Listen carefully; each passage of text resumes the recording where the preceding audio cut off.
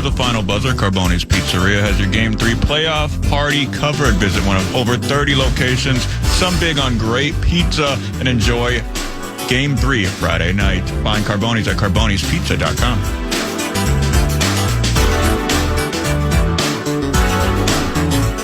Welcome back, 9 to noon. It's Ben Leber at Nacho Leber. He's in studio with me, Eric Nordsquish, and the best. That was so funny. So I had just gotten off of our work call that I have every morning, and I tune back in, and I hear that talk back with a guy. I couldn't tell, and you guys caught it right away. I couldn't tell if he just misspoke, if it was purposeful. Yeah. But you did play it back, and you guys were laughing because he said Nordsquish. I'm like, man, what a freaking hilarious little nickname. Yeah, he either misspoke and said Nordsquish. Maybe he didn't say Nordsquish, but I heard it that way, and now mentally I'll forever hear it that way. Or maybe he said it on purpose. He didn't have his proper identifying materials with his iHeart app. I can usually see like an email or a zip code or something. So I wanted to reach out. It's a brilliant nickname. It's okay. A great nickname. I mean, as long as you're okay with it. I don't at this stage. I am squishy, but that's by my own doing, and so. I mean, it could be worse. You know, I'm not joining a TV show getting the surgery here. I just need to maybe move a little more often. But I mean, you know, my guys called me so many different things over the course of 12 years. I can't even imagine a nickname that I would really be offended by. Yeah. You know what I mean?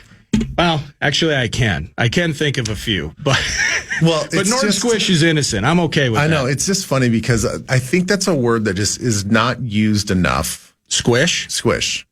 Certainly not used in that way to describe somebody's physical looks. Yeah. You know, obviously, if you're playing with a toy, I mean, they sell toys called squishies. I get that.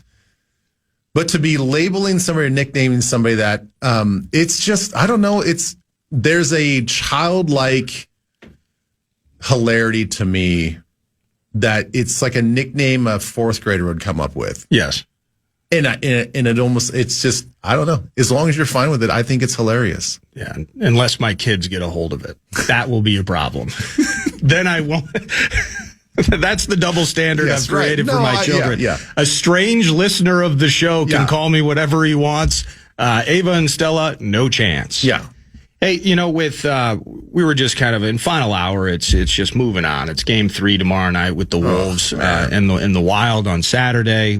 Need that one in St. Paul for the hockey team. But then it just kind of under the covers, like it's Vikings minicamp on Friday. Like, how much like post draft have you been kind of drilling in? Like, hey, I wonder how they're going to use this guy versus. You know, I'll be honest about it on my end. I've been so captivated and caught up with hoops and hockey that Vikings minicamp, NFL, as large and in charge as it is, not squishy though. Not squishy. I've just been. It's almost like it's background fodder to what's in front of us with the Wolves and Wild. Yeah, and I think for everybody, for the health of sports in this town, I think that's a good thing. It's a great thing. It's a great thing. I mean, not only do we. I don't think the Vikings need to be the number one A topic every single day, especially this time of year. I mean, obviously, I think during the football season, it just is because the NFL dominates. But, you know, this time of year, if there's not news to talk about, we don't have to manufacture news. We don't have to make up things that they could be doing, could not be doing. Let's have a hot take on this upcoming, you know, kind of, you know, meaningless, non-padded practice that they're going to be having this weekend. Let's talk about things that are like really, you know, got a lot more gravity to them. And that's, you know, the Wild and the Wolves and what we saw in the last two games, which, I mean, both concerning. I think the Wild is much more concerning because in my novice hockey mind, it just looks like we're outclassed and we're outgunned. Yeah. And I feel like we've given a lot. I mean, I know that we have some injuries and we don't have our full complement of players, but man, I'm not even sure it'd make that much of a difference. I mean, I know all the hockey people out there be like, yeah, it would make a difference if we had, you know, who's the defenseman that's been out or whatever. Yeah, I get it. But Colorado just seems to be much more in sync they play with better spacing. There's more skill and speed across the board, and they're more physical. Jeez. And I'm like, well, I don't know if there's one or two other players are going to make that big of a difference. Yeah, I'm kind of with you on that. And we'll have Russo on at 11 and talk in more detail about it.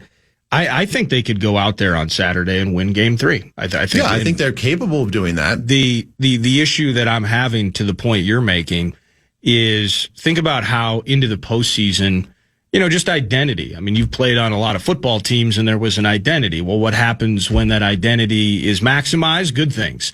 When that identity goes away and it just feels like there's a lack of cohesion, then you have problems.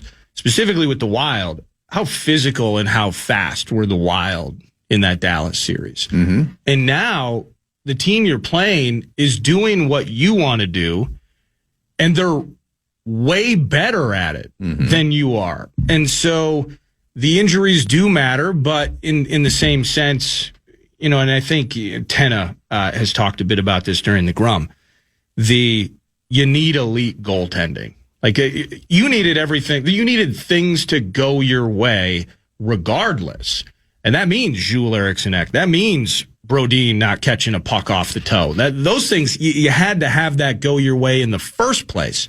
But after all that, and your Stars playing, you needed elite goaltending. And Gus is put in a bad spot. You give up that first goal on the first freaking shot of the game. I don't care that Kaprizov shoved it down their throat 6 seconds later. That doesn't matter. That changed the game right there. Just 3 minutes into the contest, they're up against it. Yeah. But I think I've been talking with PR. So John Hines, it's been a crazy morning for the head coach. He was going to join this morning. Now he's going to join tomorrow at 9. I just hope Wally's back in net. That's all I hope. And maybe some good news on Jules Eriksson Ek. Yeah. And then just let her buck, right? Yeah. I mean, it definitely seems like, and I'm not trying to say that there's nothing positive. I mean, you go back to that first game and that huge shootout, when it comes to shots on goal, we were right there with them. I mean, 75 shots on goal between the two teams. I mean, it wasn't all just Colorado. I mean, we had our opportunities, and obviously we scored a lot of goals against a really good team. So it's not all as hopeless. It's just if we can't play better defense, and it seems like their sets, if that's I guess what you call them, power play or otherwise, 5-on-5, special teams, whatever it is. It just seems like there's a efficiency of which they are moving the puck, getting more higher quality shots than we are. Yes, we're getting shots on goal. Ours seem to be of scrambling nature, stuff like that. It's, we're kind of rushing, it's a shot, it's a rebound, it's a scrum, it's a try to, theirs seem like a little bit more dialed in. Oh, yeah. And I think, let's hope that is partly because of the rest that they had, the time to get their legs back, the time to really scout either team that's going to come out of the series that we had before. But by now, hopefully they're a little bit more tired. We play them tough. We get some rest before we come back to Grand Casino Arena. And hopefully we, have some, I think some better sets and a better idea of how we match up individually with them. And so no, it wouldn't surprise me if we come out with the home ice advantage on Saturday and beat them and go 2-1, and then hopefully we get some momentum and we even this thing up before we go back to Colorado. Well, you sold me on it. You like how I was like doom and gloom to begin with, and I've talked myself back into some optimism. Yeah, where'd you get the playoff towel? You're fired up. I know, I'm so fired up. With the Vikings right now, part of this being captivated by Wolves and Wild now, whether it's Gessling, it's Alec Lewis. I mean, they're in on this thing. This is their A topic. The GM related search. And just, the idea now, when we first heard that it would be one of these things after the NFL draft, some I could tell you gave me pause. Like, okay, hold on. So how does that work though? Like, right. Brzezinski's going to have this power and this authority for XYZ amount of time. As soon as the draft ends, they have some search firm, which the search firm, I think the only thing they're doing is like compiling names. Like it's almost like they're an efficiency process oriented part of this. situation, but it's just, it could take weeks. It could take months. I don't know if I should be rooting for Rob, but I am because I like Rob. Like the whole thing, it's just kind of, it's odd as this continues to trickle that it feels like by the time we're nearing training camp, we may still be talking about a team without a permanent GM. Yeah. Or maybe you think it'll happen much quicker. I don't. I guess I just don't. Well, we're at a point in the season now that draft is over. It's like, well, there's no rush. No need. You can really do your due diligence and really go through this with a fine-tooth comb and, probably interview guys multiple times before you make an offer, and they got to accept your offer and think that it's a good deal. So, I don't think that this GM process is going to happen in the next week or two. I definitely think it could string out a little bit, but I mean, there's still a little bit of a time constraint because if it's new guy with new ideas and new staff and everybody brings in quote unquote their people, then you got to give them time to kind of get acclimated and before training camp starts. So I would think by mid-June we'd have this thing wrapped up and new guy would be implemented pretty quickly, and then all of a sudden he gets to evaluate the current Viking staff where he wants to make changes, bring in his people, and so by the time mid-July rolls around and you're going into training camp, you're kind of set. But I think kind of maybe I'm overthinking this, but maybe it's a key cog in this wheel is, remember back in, was it February, we signed this Matt Thomas guy. Yeah, the cap guy. The cap guy. You've been with the Seahawks and John Schneider for more than a decade. Yeah. Right. So he comes in when we make Rob the interim GM. They're like, okay, let's bring in this guy who's super well respected. Basically, a capologist just like Rob is. Done it at a high level for a lot of years in the NFL. We bring him in to assist. And so what is that? Does that mean anything? Yeah. If we bring in new GM guy, like we just hired this guy in January, February. Like, Was it known that his role may be only a couple months? Does he get absorbed by the company in the organization into another role? But his primary role is basically Rob's role. That's at least the way I understand it. So if Matt's brought in and then Rob's not made the GM, does that mean that Rob's out? Does that mean Rob's like, okay, well, I guess I'm just going to go someplace else. I don't want to go back to my old role. So I do feel like bobbing and weaving and through that hire, I think, is probably part of it. Yeah. How big of a part of it? I guess I don't really know. And almost taking a whiteboard and creating a whole new flow chart on who talks to who does what. And I mean, I can't see Rob, and I don't, I'm just throwing out teams here. Like Rob, after he's been here for 27-ish years, something like that, since the 90s. Oh, I'm just going to go work with the Colts now? I don't think think that's a thing. I don't think that's going to happen. No. I feel like I don't think the team wants that to happen either. No, and I feel like if he doesn't get the job, I don't think that he's going to have such sour grapes. He's going to be like, I'm out of here, and I'm just going to abandon the draft class that I just drafted. Yeah. Don't you want to kind of see how that, even if you're absolutely in the passenger seat for that ride, don't you want to see how that looks the next couple of years to see if, hey, did my methodology, did it work in the way I was hoping it would work? And I'd want to have a front row seat to that. Yeah. So I don't know. Just an odd process, man. But yeah, I just don't think, and you mentioned it, because there's no rush, there's no immense changes that could take place. I just don't see anything happening. So just whether it's again, Alec and Gessling and all the great people you on a weekly basis that join our show. Hey, anything up with the GM process? No? Okay, move on. Juwan Jennings. I mean, it's going to be that kind of thing for the next several weeks, if not longer. Let's do this. Let's pause, and maybe we'll talk about wide receiver 3 and some other things.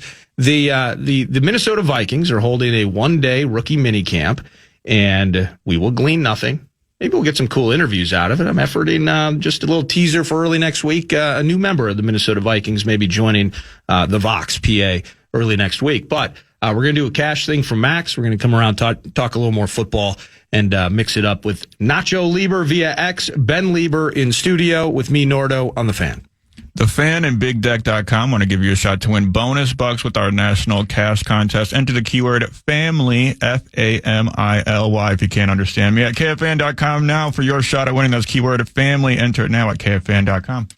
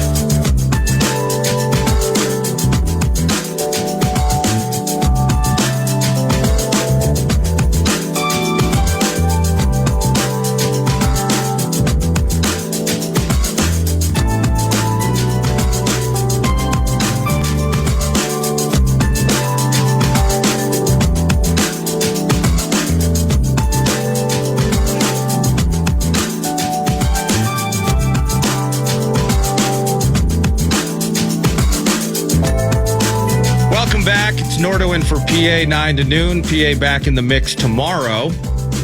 And, of course, that'll be in advance of Wolves Game 3. And on a Friday, again, efforting Wild head coach John Hines to chat with us in advance of Saturday's Game 4. Ben Leber is in studio, weekly guest. Ben, you were with the Vikings from 2006 through the 2010 season. I believe I'm accurate on that. You are correct. Just kind of some tough news for Vikings fans. And, you know, there's many of you that are very familiar with Pete Bursich, the analyst, from 2007 to now. Pete Bursich sitting shotgun with the Vox at U.S. Bank Stadium and on the road analyzing Vikings games, former coach equity with the team, former player equity with the team. But prior to him, the radio network analyst was a man by the name of Joe Sensor. And he was a Pro Bowler, I think, in the early 80s, just 4 or 5 seasons with the Vikings. It was like 80 to 84, I believe it was. Tight end, caught a bunch of touchdowns and some yards. But really, I think the majority, including myself. So what are you 43, 44? 47. 47? Mm-hmm. You look great. Thank you. But as a 41-year-old rube, I remember Joe on the radio calls and just some sad news this morning that former Vikings Network radio analyst Joe Sensor did pass away at the age of 69 years old. I had just kind of heard, and I frankly I've not met Joe Sensor before. And so, but I had heard in recent years, maybe just some health issues as you get older and various things pop up. Sadly, he succumbed to those health issues this morning. And I just wanted to, as Vikings fans out there, whether it's the 03 debacle at Sun Devil Stadium, it's all the plays and Randy Moss and just the personality and just how loud and fun and loving. This guy loved his team and anybody that knew Joe. All I would hear, again, as an outsider, would just hear unbelievable things about Joe Sensor starting his restaurants and such. Many probably knew him with his business ventures, post-playing, while commentating. But just really sad news, a member of the Vikings family that helped set the scene on the radio, side by side with PA for a number of years early in his stint as Vox. He did indeed pass away this morning. Just kind of some sad news. And I don't know if you ever really would have had an interaction with Joe either, but just kind of appreciating just the connectivity post-playing and just the connectivity of the organization and the community of the Vikings. Joe was a part of that. Yeah. Such terrible news, such sad news. Obviously, a lot of thoughts going out to his family and his loved ones. But no, I didn't, unfortunately, I didn't have a ton of moments with him. I think I maybe talked to him a handful of times early when I was in my career here. And it's one of those things where, yes, as you learn more about the franchise that you're playing with, as all of these young players are even coming in now for all the rookies and stuff, you you end up hearing about the guys that really left their mark. Yeah. And not just professionally, but especially for the guys that, lived in town and kind of, wanted to make Minnesota and Minneapolis home. He was one of those guys. Very quickly, I realized why he was so beloved. I mean, he's such a nice guy. And then, we'd always have like good conversations. Often, in a handful of those times doing radio shows at Sensors. Oh, with yeah. you guys. And, then I just, you continue to hear his name being brought up and like just how generous he was, how nice he was, just, hardworking guy. Like, I don't know. It's kind of like one of those all-American dudes that you just totally respect, regardless of how good or bad he was on the football field. He just sounded like a really good guy. So sad news for him and his family, and then obviously for a lot of Vikings fans as well. Well, and it's something like you're on the sideline now. Like you are setting the scene as part of Vikings audio network broadcasts, and Pete's up in the booth. That trio that exists with my guy on a game by game basis.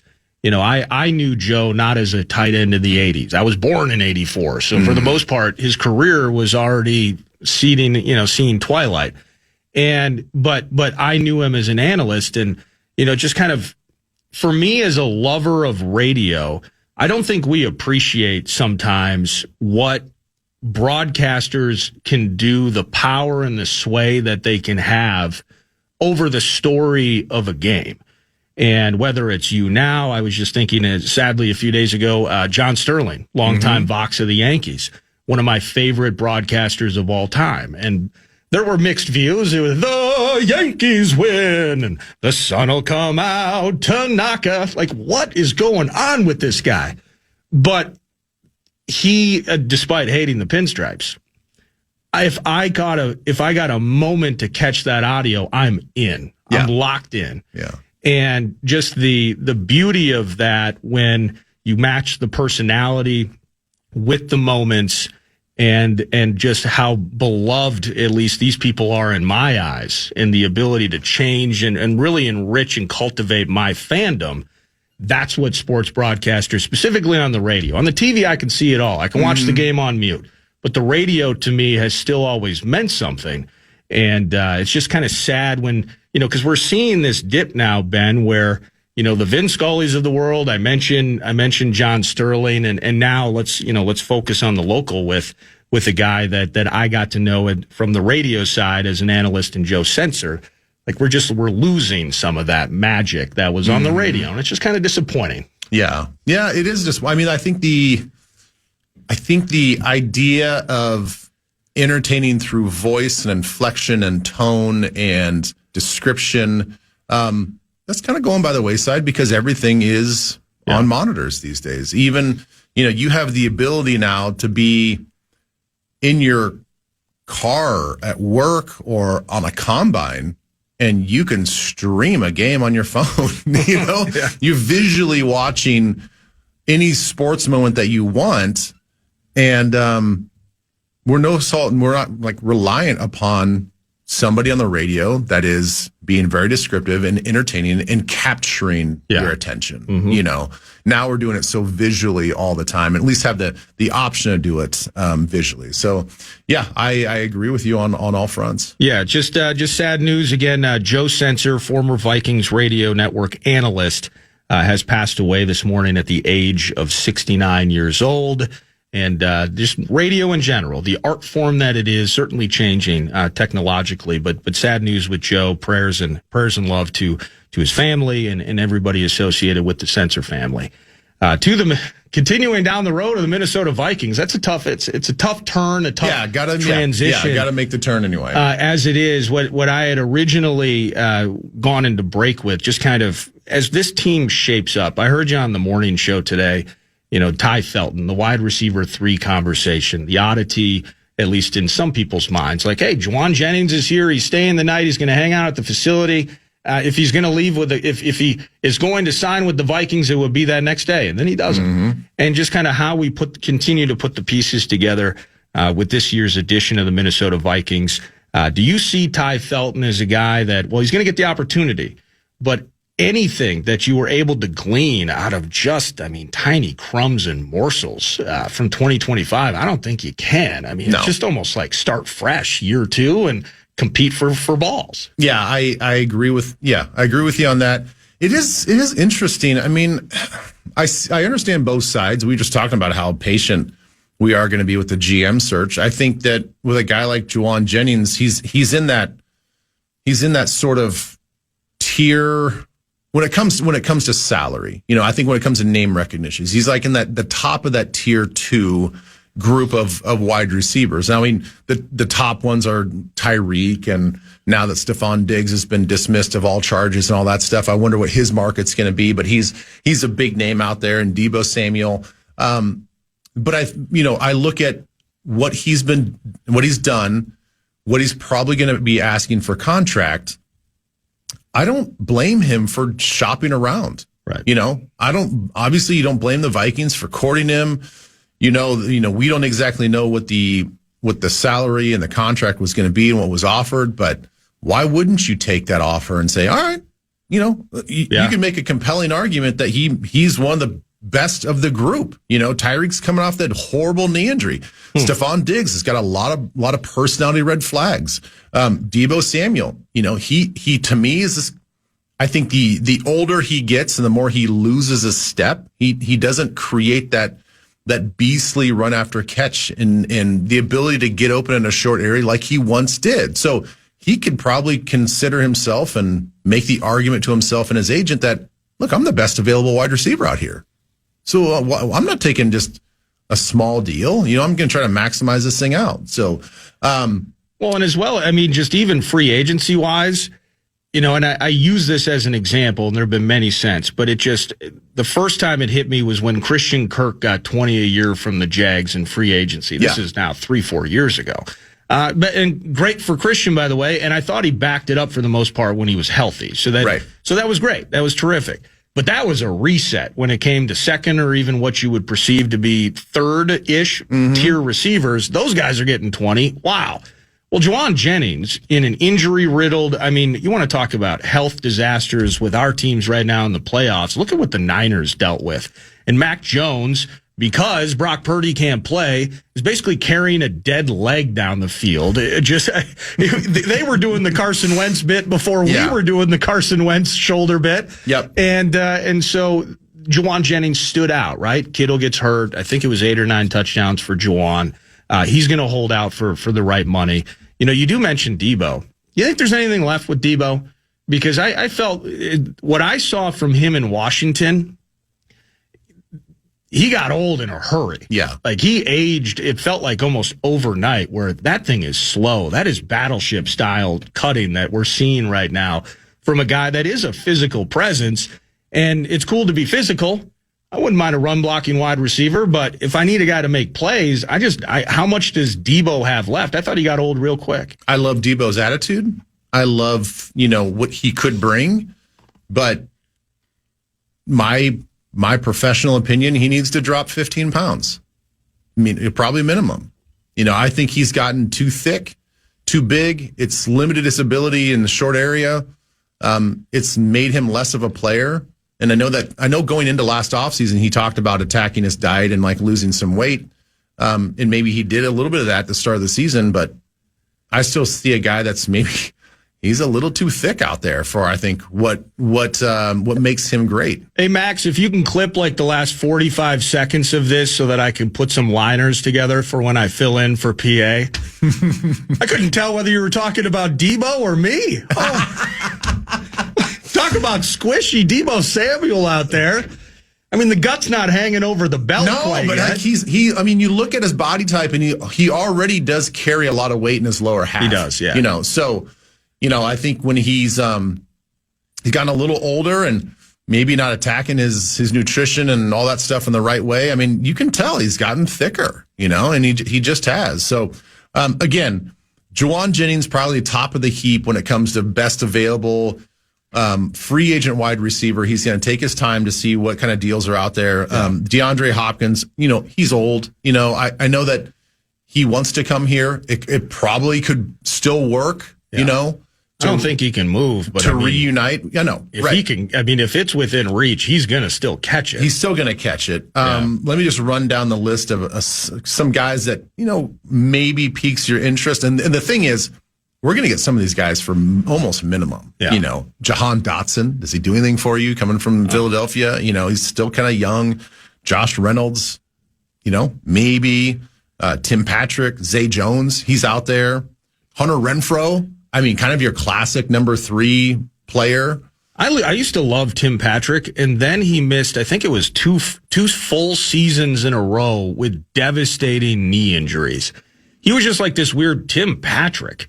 Who the heck is this guy? Yeah. For the Broncos. And then I can't remember where he was most recently. But yeah, and then Reynolds, maybe Lions, maybe Rams at one point. Yeah, that list. How's a guy like Scotty Miller feel to you? Scotty the Buck, right? Yeah, he was a Buck. Tom Brady was making him some money, exactly. I think, in Tampa a few years ago. Yeah, you could get him on the cheap. None of that sounds particularly. Some of these guys have more name recognition than maybe what's currently on a roster, and certainly a lot more catches, a lot more snaps, a lot more opportunities, and a lot more experience. So I've trust that they're going to bring in somebody to compete. It just may not be Juwan Jennings. But one of those guys, it can tell you what they want. Like Debo, Debo ain't playing special teams, right? So it's like you can tell, like, I have a specific role. This is a tool in the kit. If they get a Debo versus a Josh Reynolds. You were talking about something while you were talking about my dietary habits and that of Debo Samuel.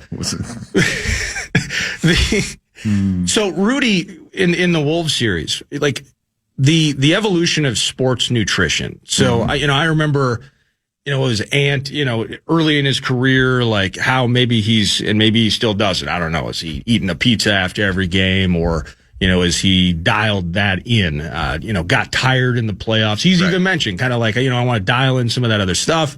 Rudy's talking about Wemby and water filters and those various things.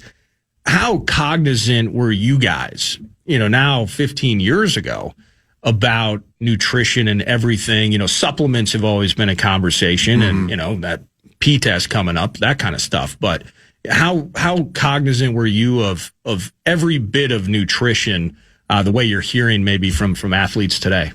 I wish that we were in a different generation where it had evolved to what it is now. There wasn't a lot. There was, we generally knew what like the macros were. We generally knew what, fats and all, but we didn't understand the relationship and how it immediately correlated to your, not only just physical performance and recovery, but your mental. I think that is where sports nutrition in general has gotten so much better. And we all understand how to optimize, your body in a way to give it the right fuel. And still, again, we were a little archaic back then. But now it's like all of that in conjunction of like, what's going to help you play fastest? Yeah. Like, what's going to limit your brain fog? What's going to limit, a slower brain versus a faster brain? Like, that to me, along with the recovery stuff, like that to me, even now is more important than it ever has been. Understanding and paying attention to, okay, I'm putting this in my body, but an hour later I feel like X, Y, and Z. Okay, I'm going to catalog that. All right, maybe I shouldn't do that. If I, that might just be like a treat that I have when, I'm winding down where I don't need to perform. If anybody's ever done a fast before, 24, 72-hour fast, I have. Yeah, you're currently Max so doing it. But it's amazing, it's amazing in those micro moments, of time when you look at like a week or a month or whatever, like your brain is firing faster than it ever has been when you're not eating food and you're just having water or caffeine or some coffee or something like that. So like, just think about that. Like, how can we, if that's the extreme, but we also need to know that we need to nourish our muscles, what's the in between? How can we get my brain to fire on as many ketones or whatever, all that stuff as fast as you can, also while nourishing your body for recovery and reducing inflammation? Like it is a fascinating science. I wish we knew more about it when I played because, there are times where physically and mentally, this is like the best I've felt. And this is the oldest I've been, obviously. That's super cool, man. Hey, I appreciate show today. A special show today for Twin Cities Live. I will be at Target Field. We're going to do a split show. I will be there just kind of like showing off all the cool things. We're actually going to go to the broadcast booth. I've never been to the broadcast booth. Okay. So we're just going to do a little behind the scenes stuff for Twin Cities Live at Target Field. And so that'll be really fun. Tune in at 3 o'clock, Channel 5. 3 o'clock, Channel 5. That's Ben Leber. Whether it's the Power Trip, it's 9 to noon. And well, you guys got the whole stadium to yourselves today. I know. Too. They're away. They're on the road at the Natties. I'm just gonna pasted to the wall yesterday. I'm gonna run around that field like crazy. Are you gonna maybe run the bases? No. Take a couple of swings? No, I'd wish. That'd be kind of fun. Although I'd really have to stretch out. That is the one thing that has really gone, Nordo. The rotational stuff. Boy, I mean, when I swing a golf club now, I might be out for 2 weeks because the old low back is just not as flexible as it once was. But mentally. You're faster feel than you've fast. ever been. Oh, yeah. Super fast. Think fast, move cautiously. That's exactly right. That's Ben Leber in studio. We'll do some news and catch up maybe on some talkbacks and texts around the corner. It's Michael Russo and Kevin Fallness at 11. Nordo in for PA. Max Fuller by my side on the Fan.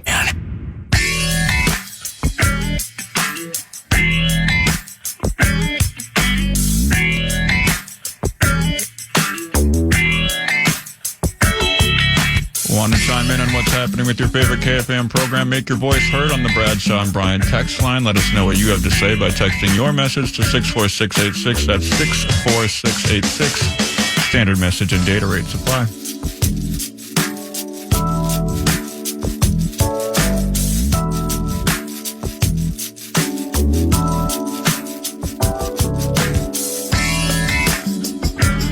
I am so tired of people complaining about the NHL playoff seeding. To get to the Stanley Cup Finals, the Wild need to beat the Stars, the Lanch, and some other team. But if they seeded the Western Conference 1 through 8, the Wild would need to beat some other team, then the Stars, then the Lanch. Same hill to climb. Just beat the teams in front of you. Go Wild. Go Wild. Talkback's free iHeartRadio app. Lord Squish. We need to hear a rap on the show involving the Wild playoffs and the Wolves playoffs. That's what we're needing. A rap on the show. Was that Nord Squish or Lord Squish? Hey, Squish to the Nord. It's Mike from Duluth. I did call yesterday. I don't think I coined that term, but I had the muffled voice. The PA thought I was on a plane. So congrats on the new nickname. It is harmless, but it's endearing. So we all love you. So be good. Bye. Well, thank you, Mike. It's almost like I met Oz. Like I looked behind the curtain and I met the man who called me Nord Squish. Talkback machine. A new take on the Vikings draft class this year since Let me see here. You only get one. Ben Lieber's in studio. Are you kidding me here? Okay. Well, we're gonna skip. You get one talkback a day. I think that's a rule. I think that's okay. And so you have filled your quota for the day, and I appreciate you and love you for it. Y'all don't know football, and we'll hear from you tomorrow. But there's a quota, one talkback a day. As I mentioned, a little bit of news here. The News du Nord would typically be in this spot, and we'd say, hey, thanks to the casino at Canterbury Park, CanterburyPark.com. We're feeling the felt, and it's poker, blackjack, and table games all year round, and then live racing kicking off the Memorial Day weekend, in fact, May 23rd, CanterburyPark.com for all details. But really kind of a two-topic Thursday. Good news is you got game 3 of the Frost tonight. You dig that. They lost in triple OT to Montreal, and now they're coming home, and they're going to have an opportunity to go up 2-1 in the series. So you dig that. Go Frost. It's like at 6 o'clock, I think. Fox 9 Plus. Go Frost. Twins were absolutely disastrous. You're happy that Joe Ryan escaped serious injury, but I think they were beat 15-2 yesterday by the Natties, and it's the same two teams later today in D.C. But it has become kind of a two-topic. We got the Minnesota Wild that we'll be handling momentarily with Fallness in studio. Michael Russo, the Athletic, joining us virtually. But then there was that other thing that took place last night. Nas Reed back in the game. Nearly lost it far side. Now to Conley up top. Right side Randall. Into the paint. Spins on Keldon Johnson. Kicks out. Edwards has it. 5 to shoot. Got to make something happen. Here comes the double. He tries to split that. Lost the ball. Turned it over. Here's Vassell on a run to the rim. He'll jam it for 2. 59-34. The Spurs are running away with game 2. They're up 25. Have absolutely dominated this second quarter of play. 15-2 run right now. I would encourage you later on, almost kind of like the way we do the post game at the end of 9 to noon shows typically. Great conversation I had in the opening hour with the professor himself, Trent Tucker. Saturdays in the zone with Mr. Sinekin, and then joining me out of the gates, and just keen insight in terms of the stark contrast from game 1 to game 2. And the way that they were able to manipulate things, put Wemby in spots where he took those 8 triples, missed every freaking one of them. And despite it being a block party, the aggression of the Wolves getting to the hoop and finishing, and just an intelligent manner, I think is the right way to put it. The intelligent manner in which they attacked Wemby and attacked the hoop after some early struggles in game 1 led to what you saw, led to a winning operation. And despite a wonky turnover from Ant on the inbound, possibly could have called a timeout in that spot. I don't know, just a thought, but you didn't. They survived the late shot and they get out alive. To the dismantling that took place last night, a little talkback related conversation on consistency and all of those things. In some ways, it just kind of boils down to Wolves made some shots, some open looks in game 1 that they couldn't hit to save their lives last night. And things felt more fluid in game 1 than they did in game 2 as well. Ant taking the court off the bench as he did in the first game, but it felt like the shot was coming to him in game 1. Last night, threw a couple up quickly, clank, clank, and it was a problem. And so struggling to find his shot from deep, the shots that Mike Conley made in game 1, those 4 huge triples he had, I believe he was just 1 of 4 on the night and 0 for from deep. And he had 2 terrific chances, one in the corner off a pass, another one up top, I believe. And those are shots he hit in game 1 that he did not hit last night. Because until late, when things got weird and the rhythm of the second quarter and the tidal wave was coming, the Spurs were not running away with this game. They were missing shots. As mentioned earlier, I think at one point, both teams were a combined 0 of 12, 0 of 13. Just a nasty number from deep. Spurs weren't dominating this game. It looked a bit different. It felt a bit different. Wemby more aggressive to find his game offensively. De'Aaron Fox getting started a bit earlier. He was scoreless at the half in game 1. He was active early last night. Those sorts of things felt a bit different. But in the end, the Spurs were not shooting their way into this game. We just couldn't take advantage of it. And then when the rhythm started and we just decided, you know what, game 2, we're just going to try this one where defense is optional. And every single time we hit a bucket, let's find a little momentum here. We're only down 10. Transition bucket the other way, down 12. Hey, we find a bucket. We get a couple of free throws from Randall. Which, man, these free throws, what an ongoing saga this thing is. And we need to get more Ant and Randall and Jaden to the line than watching Rudy trying to carry this thing on his back. That ain't going to work. But every time, okay, Randall, couple of free ones. Boom. Other way, transition bucket, and now we're down 17. You just watched it over and over and over again last night. And then it was Champagnie. I think Dave Pash was on the call, and he's the Cardinals Vox, also does national games for hoops as well. Did them for a long time. He was a long time Vox with Bill Walton, as a matter of fact. Love Dave. But he hit us with the Champagnie problems. He hit us with that line last night. He had that thing in his pocket.